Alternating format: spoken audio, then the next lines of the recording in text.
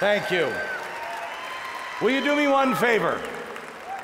Will you all raise your right hand and swear you will stop sending politicians to the rest of us? Please. Until you get it right, stop sending them. Have a seat. Thank you so much. Here's the question that we're going to begin with.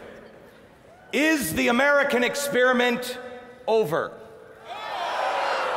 That is the question. And quite honestly, we have been asking it for a long time. It's not just the Democrats. It's not just Barack Obama. This has been going on for a long time, believe me. Doing talk radio to an audience that is very right, I wasn't real popular when I said, whoa, whoa, whoa, what is George W. Bush doing? What is he doing? What is prescription drugs D, keeping the border open? What are you doing? It made no sense. We have a choice. We had a choice under George W. Bush, and some people in the Republican Party began to wake up. Then we said we wanted change. Oh, we got change. We didn't get a change, though, in direction. We got a change in speed. That must stop. We must change directions. The kind of change America was looking for was a restoration of our honor and our principles and our values and the entrepreneurial spirit.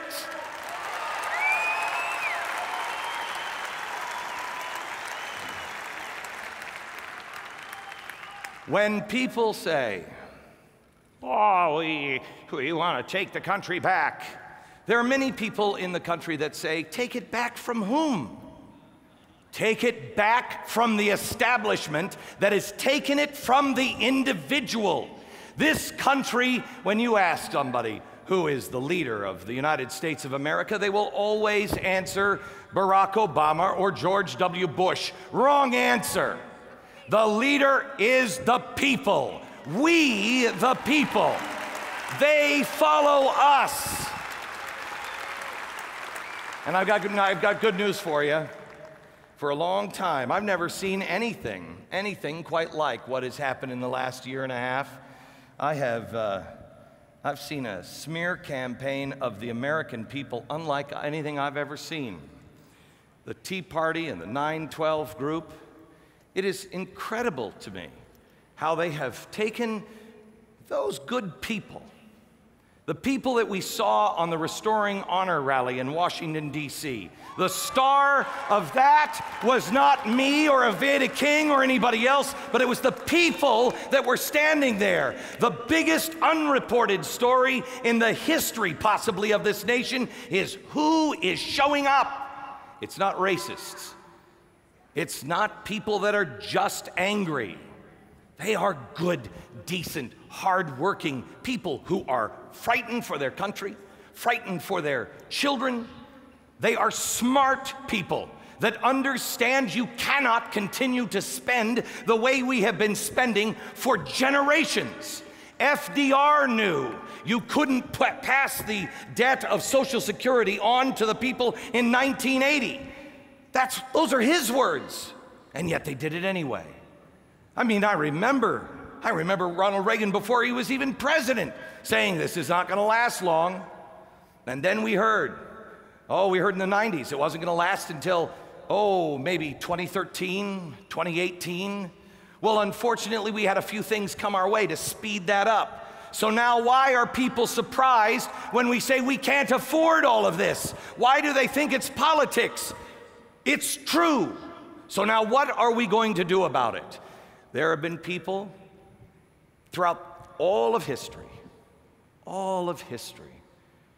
from ancient Rome, Greece, to today, the story never changes. There comes a point in history where each civilization has to make a choice, and every single civilization in the history of man has made the same choice: destruction. They have not been willing to stand up and do the right thing, Do the hard thing. Well, I got news for you. The American people are willing and ready and eager and begging to do the right thing and the hard thing, and we shall not perish from this earth.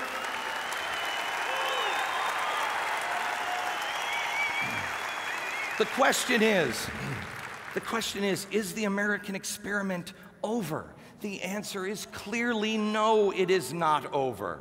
An experiment implies that you will have failures. Well, we have had a progressive idea for about 100 years, and it is a failure. And it is time to say now, that doesn't work. It would be great, it would be utopia if it did work, but it doesn't work. So now we have to write a new chapter. The question is the book of the American experiment closing, or are we turning the page? Let me tell you something. One of the best headlines I think I've ever read, gave me more joy than any headline I've read in a long time, was this week after the elections and the primaries. It just said, establishment freaked. Good. And not just the establishment for the Republicans, but for the Democrats and for the media and for corporate America that wants to live off of your wallet, and for anybody else all around the world that wants to live off the sweat of your brow. They should freak, because we've had enough. We're going to set things right. The great news is you have been painted as a hate monger, you have been painted as a racist, you've been painted as all kinds of things. They have said over and over and over again, this won't work, it will fail, they're at the end, it won't last, it won't happen until the election's midterm, surely the presidential. They have no idea. They have no idea. So now, as the Tea Party finds itself in a position to where it is the beginning of the end of the establishment, they find themselves, 9/12ers and Tea Party groups, people like you find yourself at the end of the beginning. So now, what do you do? The first chapter has been written. What's the next chapter? Are you going to continue to gather? Damn right. But here's the hard part. The first part was to try to get the people you thought were the easiest to get on your side. They weren't. The establishment of the Republicans are still fighting you. You've got Trent Lott saying, last thing we need is a bunch of these Tea Party goers coming in. They've got to be co-opted. Really, Trent? I don't think that's going to happen. So you had to get them on your side. And some of them you did. Some of them you didn't. But it's about values and principles. You went to Washington because you needed them to feel. You needed them to see you in numbers. Forget about them.